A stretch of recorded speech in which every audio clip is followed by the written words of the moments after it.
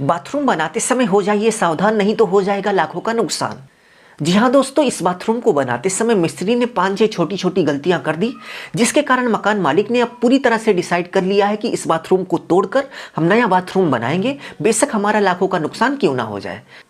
तो यदि आप भी बाथरूम बनाने वाले हो तो इन 5 गलतियों को आपको जरूर से जरूर जानना चाहिए, जिससे बाथरूम बनाते समय आप ये गलतियां ना करें और आपको बाथरूम में किसी भी तरह की छेड़छाड़ करने की जरूरत ना हो, यानी कि बाद में किसी भी तरह की तोड़फोड़ करने की जरूरत ना हो। तो चलिए एक एक करके फुल इन्फॉर्मेशन आपसे शेयर करते हैं। तो फर्स्ट पॉइंट की बात करें, यदि आप वास्तु अनुसार घर बनाना चाहते हैं तो आपको ये हमेशा पता होना चाहिए कि टॉयलेट सीट यानी कि कमोड का जो डायरेक्शन है वो आपको हमेशा उत्तर या फिर दक्षिण डायरेक्शन में रखनी चाहिए। तो यहाँ पर सबसे बड़ी गलती यही हुई है कि इस कमोड का जो डायरेक्शन है वो पूर्व से पश्चिम कर दिया गया।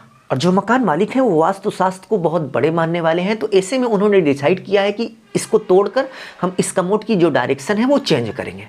तो यदि आप भी वास्तु के अनुसार घर बनाना चाहते हो तो इस बात को कहीं पर नोट कर लो कि आपको कमोड की जो डायरेक्शन है वो उत्तर या फिर दक्षिण किसी भी डायरेक्शन में रखनी है, पूर्व पश्चिम कभी भी भूलकर नहीं रखनी है। सेकंड पॉइंट की बात करें तो यहाँ पर सेकंड गलती यह हुई कि फ्लश को लगाते समय मिस्त्री ने फ्लश को बहुत ही नीचे लगा दिया। तो ऐसे में कमोड में प्रेशर से पानी नहीं आता, जिसके कारण कमोड को साफ करने के लिए लगभग 2 बार फ्लश करना पड़ता है, इससे पानी ज्यादा बर्बाद होता है। तो कमोड का फ्लश लगाते समय आप देख सकते हैं कि आपको कुछ इस तरीके से एक एक्स्ट्रा पाइप लगाकर फ्लश की ऊंचाई को बढ़ा देना चाहिए। इससे क्या होगा कि फ्लश जितनी ऊंचाई पर होगा उतनी ही फोर्स से पानी कमोड में आएगा, और जितना फोर्स से कमोड में पानी आएगा उतनी अच्छी क्लीनिंग कमोड की होगी। यानी कि ये एक बार फोर्स से अच्छे से पानी आ जाए तो एक फ्लश में ही पूरा का पूरा कमोड साफ हो जाएगा। थर्ड पॉइंट की बात करें, यदि आप इंग्लिश टॉयलेट सीट लगा रहे हैं तो आप देख सकते हैं कि क्लीनिंग के लिए कुछ इस तरीके से वाटर जेट का इस्तेमाल होता है जी, इसको हम हैंड वाटर जेट बोलते हैं। और बहुत सारे लोगों को इसको यूज करने में बहुत ही दिक्कत का सामना करना पड़ता है, वो यूज नहीं कर पाते। तो ऐसी सिचुएशन में यदि आप कमोड लगा रहे हैं तो कमोड में कुछ इस तरीके से जो ऑटो जेट आता है, जिसमें आपको हैंड यानी कि हाथ लगाने की जरूरत नहीं होती है, इसको भी लगाना चाहिए। क्योंकि जो मोटे हैं या फिर जो हैंड जेट नहीं यूज कर सकते उनके लिए सबसे बेस्ट जो है ये ऑटो जेट होता है, इसको हैंडलेस जेट भी बोलते हैं। तो यदि आप इंग्लिश टॉयलेट सीट लगा रहे हैं तो कमोड में क्लीनिंग के लिए हैंड जेट और हैंड जेट के साथ साथ नॉन हैंड जेट दोनों आपको लगाना चाहिए। फोर्थ नंबर पॉइंट की बात करें, जब आप कमोड लगा रहे हो तो कमोड की ग्राउंड से जो ऊंचाई है वो 17 से 19 इंच के बीच होनी चाहिए। यदि आप इससे ज़्यादा रखेंगे तो आप कमोड पर जब बैठेंगे तो आपको बैठने में दिक्कत आएगी। तो ऐसी सिचुएशन में सबसे कंफर्ट जोन जो माना जाता है कमोड की ऊंचाई को लेकर, वो 17 इंच से लेकर 19 इंच के बीच माना जाता है। आप चाहे 17 इंच रखिए या फिर 19 इंच के बीच कुछ भी रख सकते हैं।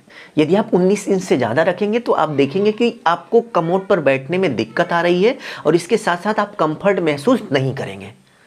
तो इस बात को कहीं पर नोट कर लीजिए, बहुत ही इंपॉर्टेंट पॉइंट है। बहुत सारे लोग ये गलती करते हैं जो कि बाद में उन्हें तोड़ फोड़ करके सुधारना पड़ता है और उनका लाखों का नुकसान हो जाता है।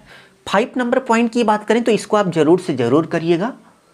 ये जो वाटर जेट आता है, ये जो क्लीनिंग के लिए वाटर जेट लगता है, इसमें 2 टाइप की टोटियां आती हैं। फर्स्ट की बात करें जिसमें ये सिंगल वाटर जेट सेट हो जाएगा। सेकंड आप देख सकते हैं कि इसमें 2 टाइप की टोटी है, इसमें एक तरफ वाटर जेट सेट हुआ, दूसरी तरफ आप देख सकते हैं कि यहाँ पर टोटी की तरह पानी भी निकल रहा है। तो आपको यही वाली टोटी लगवानी है जिसमें जेट और प्लस टोटी दोनों हो। क्योंकि कभी कभी क्या होता है कि ये जो वाटर जेट है इसमें लीकेज आती है या फिर ये जाम हो जाता है, तो ऐसे में आपको टोटी से पानी मिल जाएगा, क्लीनिंग में किसी भी तरह की दिक्कत आपको नहीं आएगी। तो इस वीडियो में बस इतना ही। यदि आपका कोई दोस्त बाथरूम बनाने वाला है तो उसको तुरंत ये वीडियो शेयर कर दीजिए और इस वीडियो को पूरा फैला दीजिए। अपना ख्याल रखिए और अपने मम्मी पापा का अपने से भी ज़्यादा ख्याल रखिए। इसी भाव के साथ आप सभी से विदा लेते हैं। धन्यवाद।